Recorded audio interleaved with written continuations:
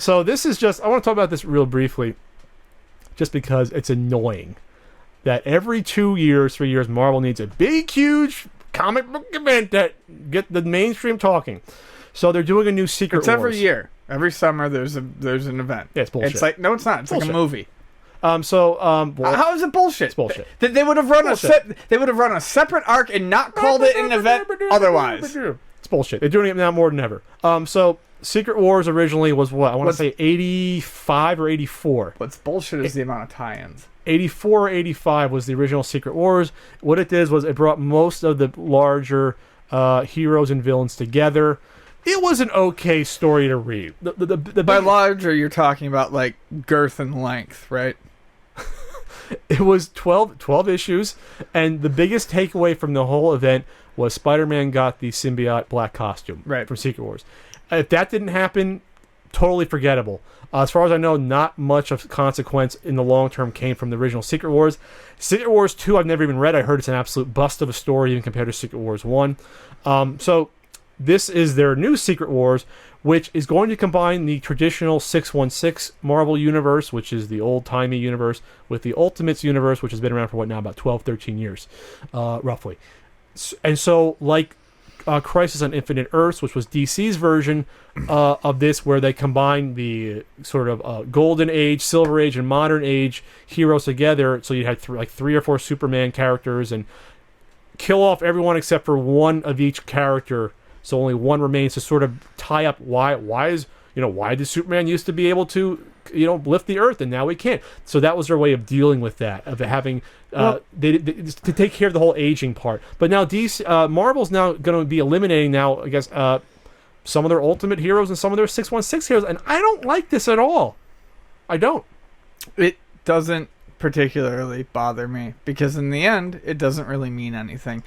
I think a lot of they've wanted to unify the universes for a while, according to what Vonnie's told me. Now, when I speak about comics on the podcast, I usually try to speak from my own experience, but a lot of times I have to draw from Vonnie. They've wanted to eliminate the Ultimates universe for a while, or at least combine them.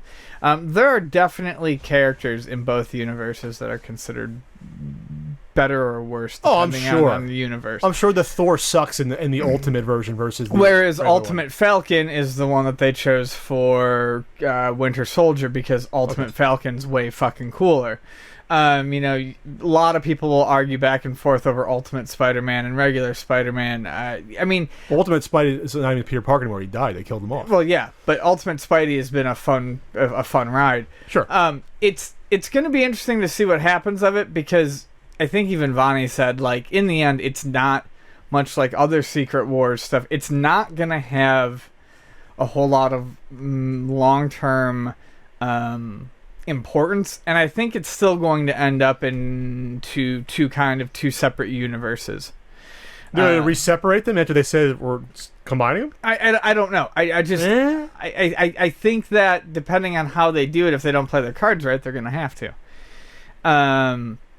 I don't know, there's a lot of weird stuff going on in Marvel right now. I mean, there was the death of Wolverine in the summer, but they announced...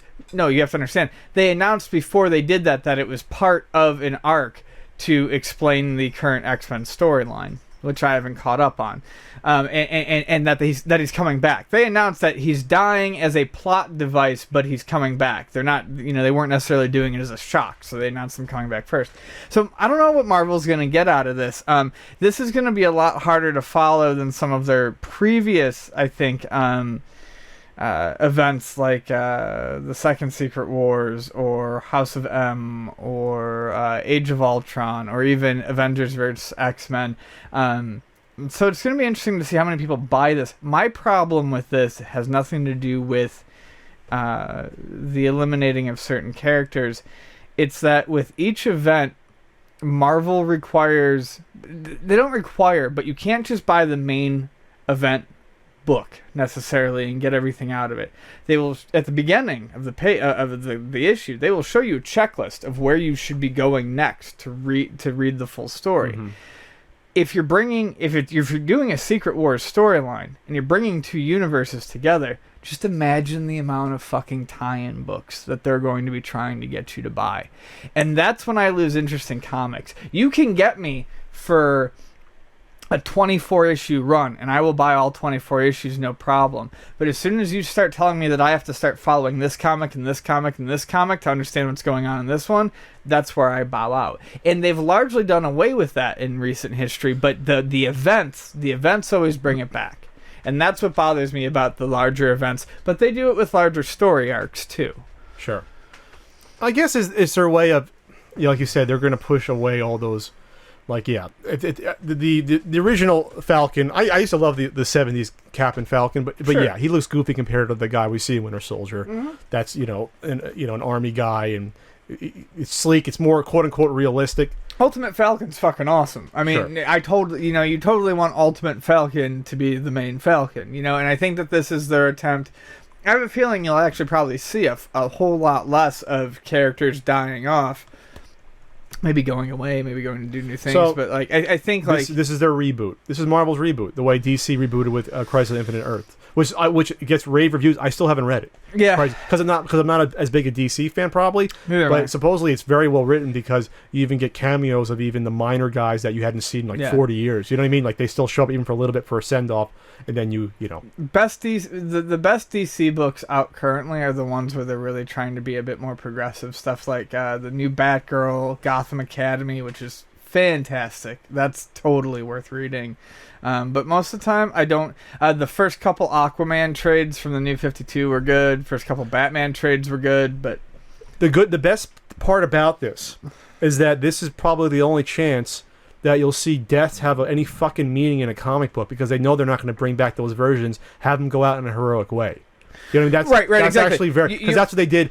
Here's the spoilers. If you haven't read Crisis on Infinite Earths, how it ends. You know how it ends. Yeah. They kill off one of the most beloved guys they ever had, the Barry Allen Flash, who basically saves the day. Yep. That's the biggest fucking heroic ending you can have. He saves basically the universe. And that's probably what they'll do. I mean, that's exactly probably how they'll have it go out, especially with a lot of the Ultimate characters, because if they tried them and they failed, well, then let's write a really good way for them to go out saving their other versions. Because at least, you're never going to see the original Falcon again, but he's going out like a hero, not like a chump. Right, exactly. I mean? So I don't have a problem with that. So that gets me a little bit interested, but I'm not a fan of these overdone quote unquote events, and the fact that they have to do one a year is kind of that shows me that their writing's not. I mean, they do multiple story arcs per year. They just call one. I know what a story arc is, but these huge cross events going back to Civil War. Well, some of them aren't. No, they usually cross. By the way, the second Secret War is fantastic. I thought it got terrible. If only you need to read the 3 Captain Britain and M13 trades that come from the Secret War. I will never do that. The first one is Secret War, the other, and it starts with Secret War, and it ends with them fighting Dracula on the moon. I do remember Secret Wars 2 having a lot of one-on-one fights that were interesting. I think one of the famous ones is Daredevil versus Iron Fist, something like that, and Daredevil kicks the shit out of him. I'm not thinking Secret War. I'm thinking Secret Invasion. That's the Skrulls, which was fantastic. No, that's in the past 5 or 6 years. Yeah, right? yeah. No, I'm talking about Secret Wars. Yeah, I know. No, I know you are. I was like, well, what the fuck? I'm thinking of Secret Wars 2. Is Secret terrible. Invasion. No, Secret Invasion was good stuff. So Secret Wars and Crisis on Infinite Earths came out right after it and blew it away, and people were like, wow, this is what Secret Wars should have been. Secret Wars is a little more lighthearted. But anyway, so we'll see what happens. We'll see who will survive.